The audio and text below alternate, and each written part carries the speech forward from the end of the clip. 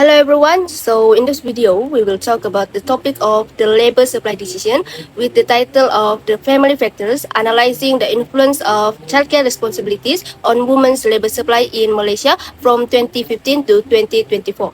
Before that, my name is Azza Venetia Citizens with matrix number BB23110530. Theory of labor supply. At its core, labor supply is a choice between work and leisure. However, for many women, leisure isn't free time, it's family life. Research shows that high family satisfaction acts as a hidden benefit of unemployment, leading many to choose household utility over a traditional paycheck.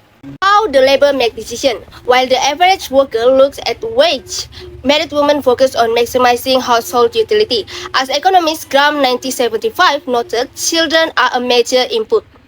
Difference in job choices between women and men. Because childcare is time intensive and usually falls on the mother, women often face two types of segregation. First, horizontal, choosing part-time or low responsibility jobs to stay flexible. Vertical, being excluded from high power position because the system assumes they cannot balance leadership with family duties. Women will prefer their jobs by considering the family factors.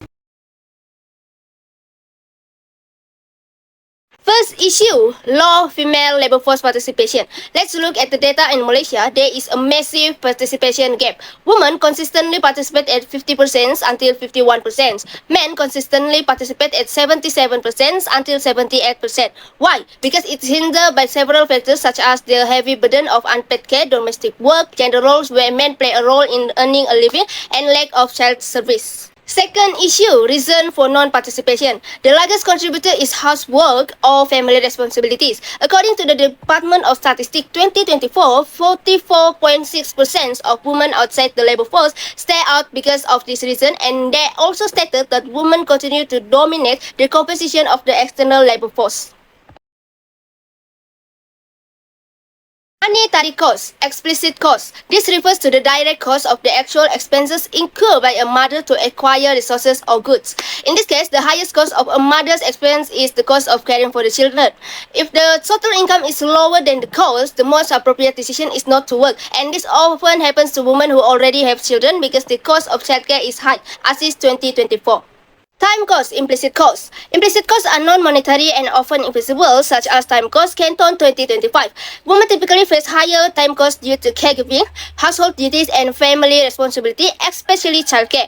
By 2025, these commitments contribute to lower hiring of women and limits mothers' ability to meet the time demands of formal employment. Economic downturn. Although this factor may not be a direct cause of low female labor participation, it has a significant indirect impact on women. During the COVID-19 pandemic, women were disproportionately affected by job losses, with global female job losses being 1.8 times higher than men. This setback challenge progress towards gender parity and make it harder for women to return to work as conditions improve. For women with children, increased childcare responsibility further reduce their likelihood for re-entering employment. Subsidized and quality childcare infrastructure. The government should continue improving policy on subsidized and quality childcare. In Malaysia, these policies are mainly implemented through employer schemes and regulated ECCE programs, but they are not universal. Subsidies are limited to certain income groups and depend on employer capacity, leaving many families without support. In addition, ECCE central face quality issue and unequal access between urban and rural areas. Therefore, policy needs to be regularly improved to reduce childcare costs and ensure wider coverage. Mandatory paid paternity leave. This refers to a father opportunity to take care of the child. The Malaysian government emphasizes this and makes reforms in the Employment Amendment Act 2022, whereby every employer is obligated to provide paternity leave for 7 days regardless of their employer's salaries, budget 2024. This should continue, and it would be better if this paid paternity leave was extended to ensure that the responsibility of childcare is not burdened by the mother alone. Indirectly, mothers will also be able to return to work because the cost of childcare is now borne together. Flexible work arrangements legislation and incentive.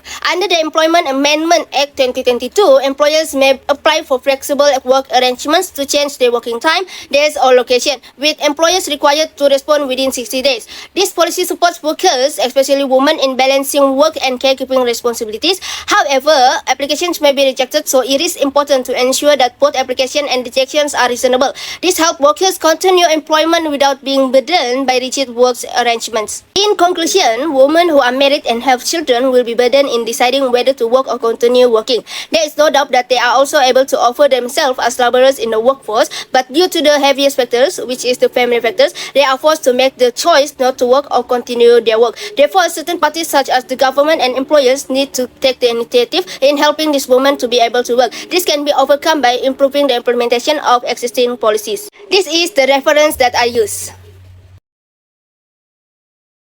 That's all from me. Thank you.